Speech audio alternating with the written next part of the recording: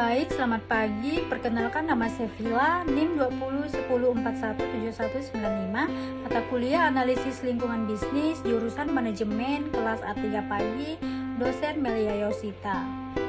Di sini saya akan mempresentasikan hasil tugas saya, yaitu tentang PT Sido Muncul. PT Sido Muncul adalah perusahaan jamu tradisional dan farmasi dengan menggunakan mesin-mesin mutakhir. Sido Muncul yang semula berupa industri rumahan ini secara perlahan berkembang menjadi perusahaan besar dan terkenal seperti sekarang ini. Nah, di sini saya menjelaskan tentang sejarah tolak angin. Tolak angin dibuat oleh PT Industri dan Farmasi Sido Muncul Tbk yang sejarahnya sudah dimulai sejak tahun 1920-an. Perusahaan ini didirikan oleh pasangan suami istri bernama Rahmat Sulistyo dan istrinya Sri Agustina. Kala itu, pasangan ini memulai usaha pertama mereka, yaitu pemerasan susu di Ambarawa yang dinamakan Milk Tray. Namun, usaha ini runtuh akibat terkena dampak perang Maret tahun 1928. Keduanya pun terpaksa pindah ke Solo di tahun 1930-an. Kegagalan usaha sebelumnya tidak mematahkan semangat pasangan ini untuk memulai usaha baru, sehingga menciptakan toko roti dengan nama Roti Muncul tahun 1930-an. Tampaknya roti Muncul juga kurang laris di pasaran dan membuat usaha ini terpaksa gulung tikar lagi. 5 tahun kemudian, tepatnya 1935, Shen Tiamhei dan istrinya yang kerap disebutnya Rahmat Sulistyo memutuskan untuk pindah ke Yogyakarta dan menciptakan bisnis baru, yaitu jamu rumahan. Nah, Yogyakarta dipilih sebagai kota untuk berbisnis jamu karena adat Yogyakarta yang sangat kental dan budaya tradisional masyarakat Jawa yang masih mengandalkan pengobatan tradisional untuk berbagai penyakit. Melihat masyarakat di sana yang menggunakan rempah-rempah dan herbal berasal dari alam, membuat pasangan ini menjadi lebih yakin untuk mendirikan industri jamu di kota keraton ini. Pada tahun 1941, industri jamu ciptaannya Rahmat Sulistyo memformulasikan produk jamu pertama mereka untuk dijual ke pasaran yang dinamakan jamu 7 angin.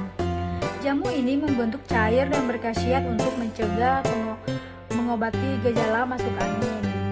Nah, yang kedua itu proses pembuatan secara tradisional. Pada awal berdirinya pabrik Sido Muncul, proses pembuatan masih menggunakan cara tradisional. Jamu dibuat dengan menumbuk bahan dasar jamu menggunakan alu dan lubang. Alat lainnya juga masih menggunakan timbangan jamu, pipisan, dan ayakan tradisional. Sebagai produk pertamanya, tolak angin Sido Muncul mulai diketahui oleh masyarakat sekitar. Meskipun belum mampu menyaingi pabrik jamu yang kala itu lebih populer, namun tolak angin memiliki pelanggan tetap. Kemudian, permintaan pasar hadir untuk mengemis jamu yang lebih praktis, mendorongnya Rahmat Sulistyo untuk memproduksi jamu tolak angin dalam bentuk serbuk untuk memudahkan pemasaran. Perkembangan Sido Muncul sebagai industri jamu tradisional berakhir sekitar tahun 1969. Hal ini dikarenakan di tahun 1970-nya Rahmat Sulistyo memberi kewenangan bisnis kepada anaknya, yaitu Desi Sulistyo. Pemindahan kewenangan mewakili modernisasi dari produk tolak angin itu sendiri. Nah, yang ketiga itu tolak angin berstandar farmasi. Standar farmasi digunakan PT Sido Muncul untuk membuat produksinya memiliki kualitas setara dengan obat-obatan modern serta mengevaluasi kandungan dari jamu. Secara tradisional, jamu yang dibuat dari alam juga memiliki kekurangan yang membuat sebagian masyarakat enggan untuk mengkonsumsinya. Oleh sebab itu, untuk mendapatkan simpati pangsa pasar, Sido Muncul mengikuti standar farmasi agar mampu mengembalikan citra industri jamu yang menarik minat masyarakat. Untuk mewujudkan misi tersebut, nama produk tolak angin cair kemudian digolongkan ke dalam obat herbal standar. Dengan kategori baru ini, tolak angin telah memiliki tingkat keamanan pangan dan khasiat yang secara ilmiah telah dibuktikan dan diakui. Dengan kata lain, obat herbal terstandar adalah obat yang menggunakan bahan alam. Namun, proses secara modern dan cenderung lebih aman dibandingkan jamu biasa. Yang keempat yaitu ragam cara mengkonsumsi tolak angin. Tolak angin kini juga memiliki beragam variasi produk yang sesuai dengan kebutuhan masyarakat, antara lain tolak angin cair, tolak angin tablet, tolak angin sugar free, tolak angin flu, tolak angin anak, tolak angin care, dan permanen tolak angin. Ini juga menjadi alasan produk tolak angin tetap menjadi primadona dalam jajaran jamu modern. Tolak angin yang dijadikan sebagai suplemen herbal sehari-hari untuk meningkatkan imunitas sebenarnya bisa dikonsumsi dengan berbagai cara. Tolak angin bisa dikonsumsi oleh orang dewasa 1 hingga 2 saset setiap hari untuk meningkatkan daya tahan tubuh. Sementara untuk mengatasi gejala masuk angin atau diare, tolak angin care dan tolak angin cair sugar free bisa diminum 3-4 saset per hari. Sementara untuk tujuan mengatasi mabuk, perjalanan, kelelahan, dan kurang tidur, maka bisa mengkonsumsi tolak angin 1 saset per hari. Lebih lanjut, tolak angin juga bisa dikonsumsi untuk anak-anak, yakni diminum 1,5 saset secara langsung atau dicampur dengan segelas air putih hangat. Sedangkan untuk jenis tolak angin yang berbentuk tablet bisa digunakan 1 tablet sehari jika mengalami gejala masuk angin. Terakhir, untuk jenis permanen tolak angin, dosisnya bisa disesuaikan dengan kebutuhan. Permanen tolak angin ini dinikmati ketika merasa sakit tenggorokan dan batuk. Yang kelima yaitu produk tolak angin.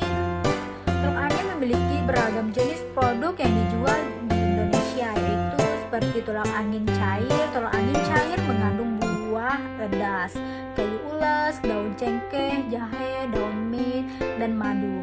Selain untuk mengatasi masuk angin, tolak angin cair dapat digunakan untuk meningkatkan daya tahan tubuh, mengobati mabuk perjalanan dan kelelahan.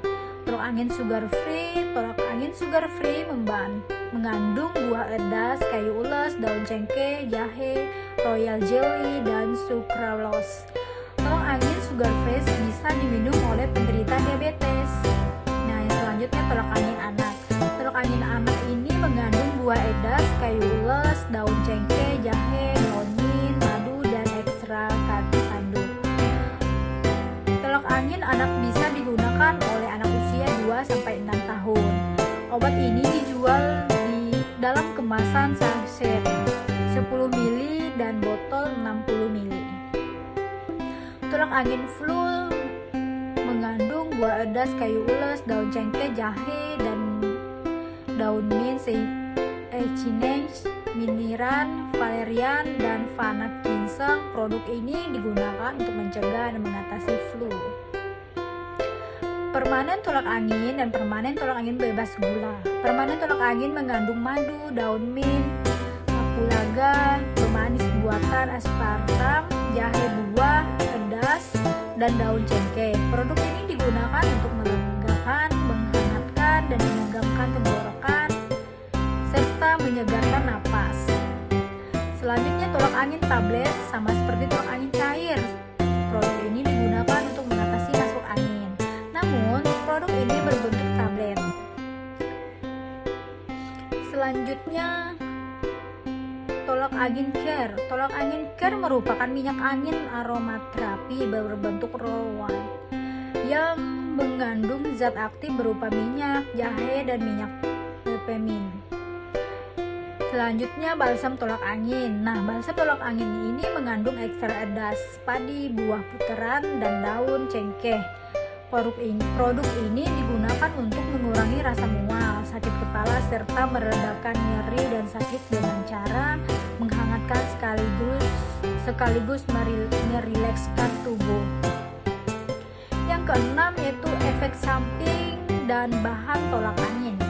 Nah, kandungan bahan aktif di dalam tolak angin relatif aman dan jarang menimbulkan efek samping. Selama dikonsumsi sesuai aturan, pakai jika muncul efek samping biasanya bersifat ringan seperti mulas, diare, sendawa, sakit perut, sakit kepala, gelisah, susah tidur, penglihatan kabur. Lakukan pemeriksaan ke dokter jika efek samping yang disebut di atas tidak kunjung mereda atau semakin memburuk. Segera ke dokter ya jika mengalami reaksi alergi obat yang bisa ditandai dengan gejala berupa muncul ruam yang gatal di kulit, bengkak pada bibir dan kelopak mata, atau kesulitan bernafas.